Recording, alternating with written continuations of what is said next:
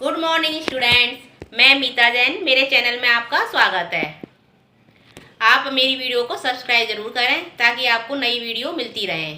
हम पढ़ेंगे आज क्लास 3 हिंदी चैप्टर 2 सेखीवाद मक्खी। हम ये पाठ पढ़ चुके हैं। आज इसके प्रश्नोत्तर देखेंगे।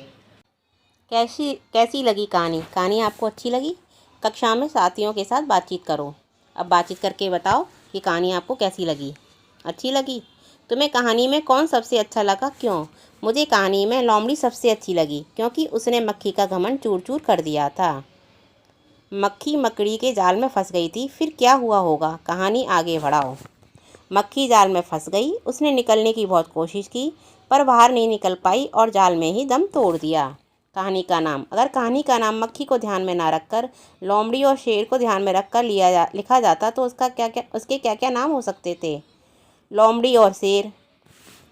लोमड़ी ने मक्खी को सिखाया सबक, शेर हारा मक्खी से। इस तरह कोई भी शीर्षक हो सकता था। अब तुम कहानी के लिए एक और नया शीर्षक सोचो।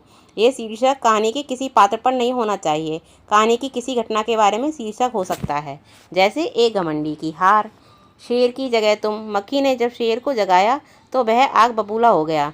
तुम्हें जब कोई गहरी नींद से जगाता है तो तुम क्या करते हो? मुझे बहुत गुस्सा आता है पर करता कुछ भी नहीं। मक्खी उड़ाते उड़ाते शेर ऊब गया था। तुम क्या करते करते ऊब जाते हो? भैया जब मुझसे रूठ जाता है तो मैं भैया को मनाते मनाते ऊब जाता हूँ। मान लो तुम शेर हो। मक्खी ने तुम्हारे साथ जो कुछ भी किया वह लोमड़ी को बताओ।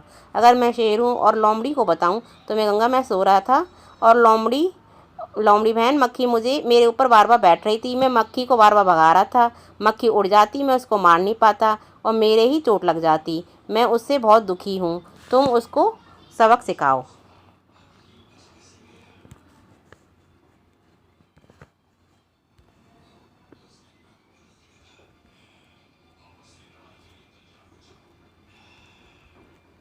शेर तो भोजन करके आराम कर रहा था। तुम खाना खाकर क्या करते हो? अक्सर अक्सर मैं आराम करता हूँ। और कभी कभी क्या करते हो? मैं कभी टीवी देखता हूँ, कभी कभी गेम खेलता हूँ। शेर ने भोजन में क्या खाया होगा? तुम क्या क्या खाते हो? शेर ने भोजन में मांस खाया होगा। मैं दाल चावल और सब्जी रोटी खाता हूँ। नीचे कहानी से जुड़ी तस्वीरें दी गई हैं, उनमें कुछ ना कुछ बोला जा रहा है। सोचो और लिखो कौन क्या बोल रहा है। पहले चित्र में मक्खी शेर से बोल रही है, जंगल के राजा के मुंह से ऐसी बात शोभा नहीं देती। दूसरे चित्र में शेर मक्खी से बोल रहा है, मक्खी बहन मैं हारा तुम जीती। तीसरे चित्र में मक्खी हाथी से बोल रही है कि हाथी मुझे प्रणाम कर, मैंने जंगल के राजा शेर को हरा दिया। चौथे चित्र में मक्खी लोमड़ी से बोल रही है, लोमड़ी मुझसे डरो, तुम्हें मुझसे डरना चाहिए क्योंकि मैंने शेर को और हाथी को हरा दिया। पाँचवें चित्र में लोमड़ी मक्खी से बोल रही है कि मक्खी रानी उधर मकड़ी तुमको गाली दे रही है, जाओ उसको सबक सिखाओ। कहानी के हिसाब से बताओ, घमंडी कौन था? घमंडी मक्खी थी। डरपोक शेर था क्योंकि उसने हार मान ली थी। चतुर लोमड़ी थी, उसने मक्खी को सबक सिखाया था। सबसे चतुर लोमड़ी। समझदार हाथी था क्योंकि उसने मक्खी से बहस नहीं करी थी। आलसी शेर था क्योंकि वो सो रहा था और मक्खी को हरा नहीं पाया।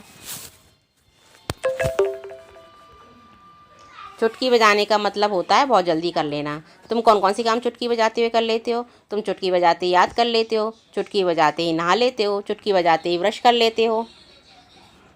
अब तुम अपनी एक टोली बनाओ, तुम में से एक लीडर होगा और चुटकी बजाती तुम्हें काम करने हैं। ये वाला प्रश्न आपको अपने आप करना है। रास्ता ढूंढो, ये भी स्वयं करना है। भाषा की बात। इन वाक्यों को अपने ढंग से लिख कर दिखाओ। शेर आग बबूला हो उठा। शेर क्रोधित हो गया। उसकी ज़रा खबर लो ना, उसको ज़रा सबक सिखाओ ना। उस मकड़ी को तो मैं चुटकी बजाते ही ख़त्म कर देती हूँ, उस मकड़ी को मैं क्षण भर में ही मार डालूंगी। जंगल के राजा के मुंह से ऐसी बात कहीं शोभा नहीं देती है। जंगल का राजा ऐसी बात नहीं कहता। उनके पास तुमने अक्सर किन किन को उड़ते मंडराते देखा है? जलते बल्ब के पास पतंगा और मक्खी, खेतों में कीड़े मकोड़े, इकट्ठे पानी के ऊपर मक्खी मच्छर, फूलों पर तितली भौरे, कचरे के ढेर पर मक्खी मच्छर, हलवाई की मिठाइयों पर मक्खी मधुमक्खी। कौन है सेखीबाज? क्या तुम किसी सेखीबाज को जानते हो? कौन है वह किस चीज़ के बारे में शेखी मारता है? हाँ, मैंने शेखीबाज को देखा है।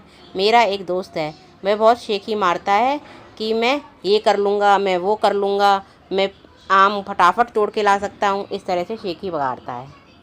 आप कुछ भी इस तरह से लिख सकते हो। अब इस काट के क्वेश्चन आंसर ख़त्म हो गए। अब हम कल पढ़ेंगे नेक्स्ट पार्ट।